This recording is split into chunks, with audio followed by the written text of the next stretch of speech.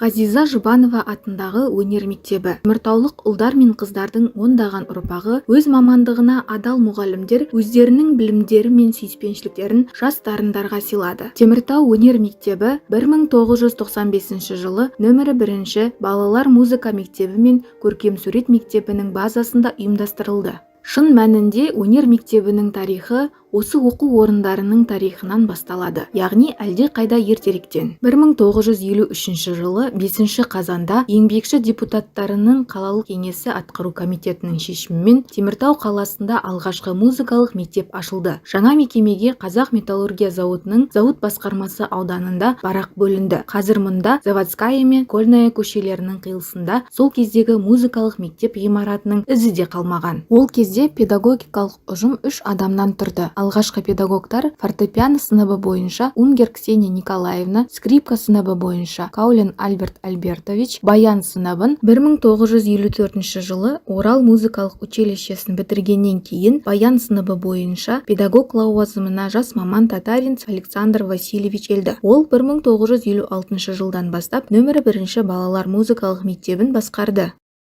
Он прошел войну, Татаринцев.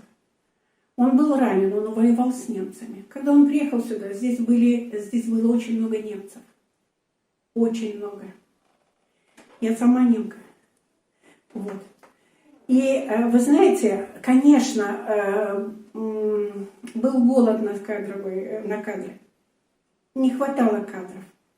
А здесь была, вы знаете, выслана вся интеллигенция. Из Украины, Москвы, Ленинграда. Все по 58 статье.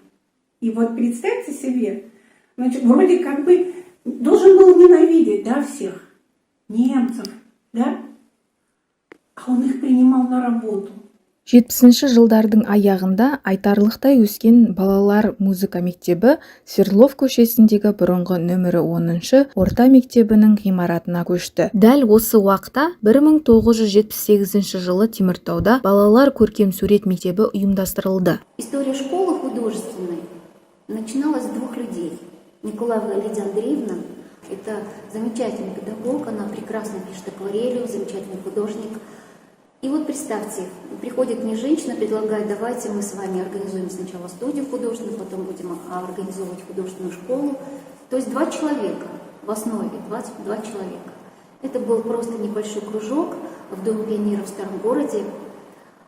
Потом добавился коллектив, они переехали в 5-ю школу, 5-я общеобразовательная школа, там занимали несколько кабинетов.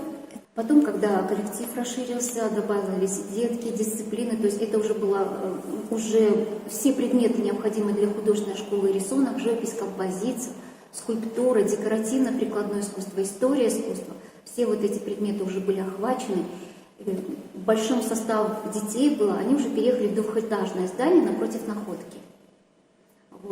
Вот там была художественная школа.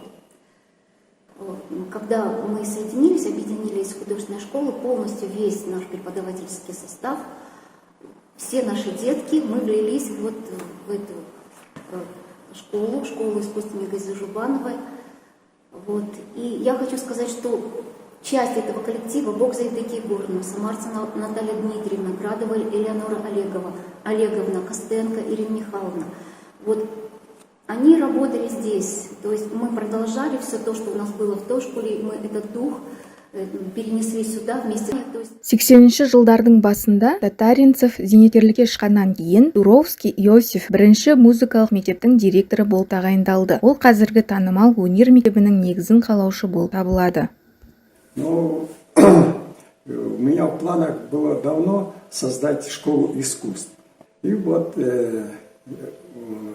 в одно время была у нас художественная школа, отдельное помещение, отдельная школа, вот, и не было директора. Директор уехал в Германию, и там работали преподаватели, была старшая преподаватель художественной школы, вот, Николаева, а директора не было.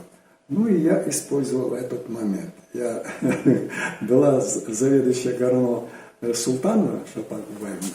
Я подошел к ней и говорю: Шапан Кубаевна, вот мне хотелось бы объединить художественную школу с музыкальной школой, создать школу искусств. Как вы на это смотрите? Она поддержала меня, говорит, я не против, надо с главой администрации говорить. А в то время был Карабалин, вот, главой администрации.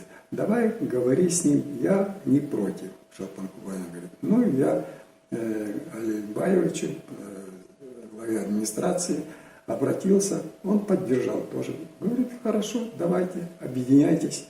И вот я начал.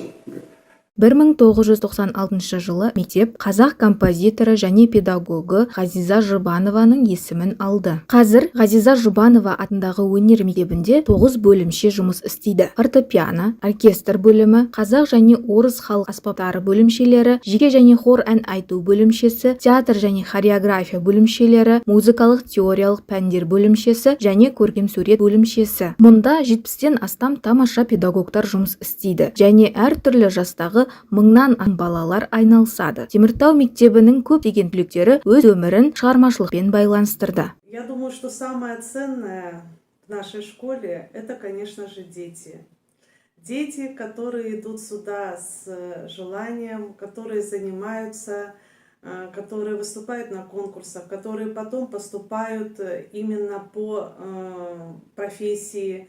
И для многих детей это становится даже вот профессией, после того, как они вот занимались здесь, в школе искусств имени Газиза Жубановой.